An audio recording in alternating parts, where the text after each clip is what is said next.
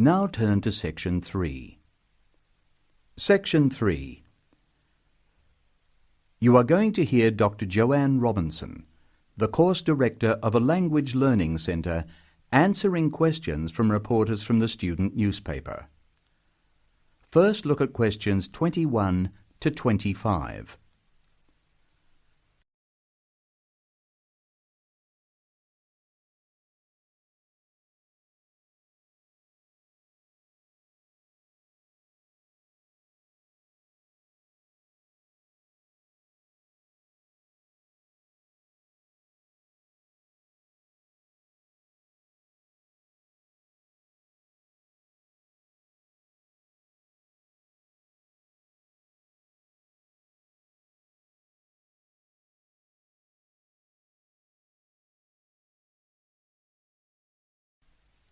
As you listen to the first part of the talk, answer questions 21 to 25. Welcome to the Language Learning Centre. I'm Joanne Robinson. You must be the reporters from the Examiner. Please come in and sit down. Hello, Dr. Robinson.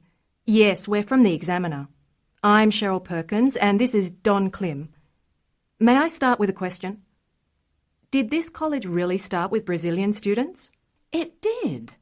The Language Learning Centre was founded in 1985 to look after a group of students from Brazil who wanted to study here. Those 20 students soon grew to 60, and as you can imagine, we had severe accommodation problems. Somebody said that you were in the old amenities block right near the engineering school. They have a good memory. Yes, we were there because the university hadn't believed we would expand so quickly. The problem wasn't solved until we moved into these new premises in Bancroft House in 1987. When did you start taking students from other countries? About 1990. We now have students from 13 different countries enrolled, and we expect a large group from Turkey next month. Yes, we've noticed a lot more advertisements for Turkish restaurants in our advertising section. Well, 40% of our students come from Turkey, by far the largest single national group, and I believe there's been an influx to the rest of the university. There are a lot of Turkish students studying hospitality. Do you offer anything special to the students? Yes, we do. There are several things which make us rather different from other language schools. English is certainly not restricted to English for academic purposes here. Sometimes we have extra classes for students who have particular courses in mind, and we have just said goodbye to a group of 30 Indonesian students who were preparing for a university course in agriculture. They came to us for English for farming, and they were with us for a long time. We miss them. How long do students usually stay at the Language Learning Centre? It varies, so I'll talk about the average. Most of our courses last for 5 weeks. But to make any real progress, a student needs to be here for at least 3 terms. That's 15 weeks. The students do better if they have a little time to settle in at the beginning of the course, and we offer an orientation course that lasts a week.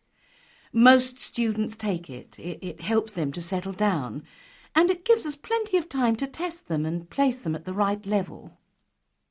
How many people are in each class? We sometimes go up to 18, but our average class size is 14 students, and some classes have as few as 7 participants. It depends on the needs of the group. You were saying that you miss your students when they go. How do you attract students? I mean, how do they hear about the Language Learning Centre in the first place? We're included in the university advertising and marketing, and we have our own website. The thing which works best for us, though, is word of mouth. Students who leave us often send us their friends. In fact, a student who arrived today was carrying a photograph for me of a former student and his baby. It sounds like a nice place to be. It is. A lot of our students make lasting friendships while they're here. Now look at questions 26 to 30.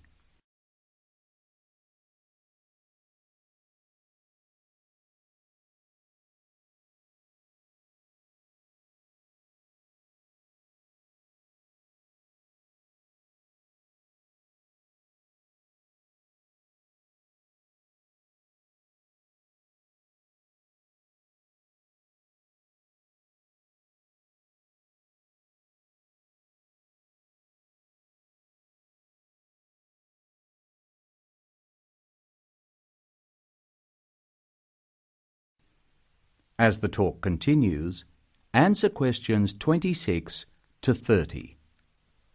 Making friends with other students sounds special enough.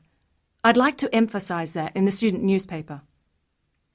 We do try to get our students to be part of the wider university. How do you do that? Do you encourage them to join the sports centre, for instance? Indeed we do. The Sports Centre is always looking for active participants, particularly in soccer. Oh, and something else. You might like to mention that we don't teach just English here. I mean, we're a language centre, not an English language centre. You may learn Spanish, Mandarin and Russian here. And we can sometimes offer other languages.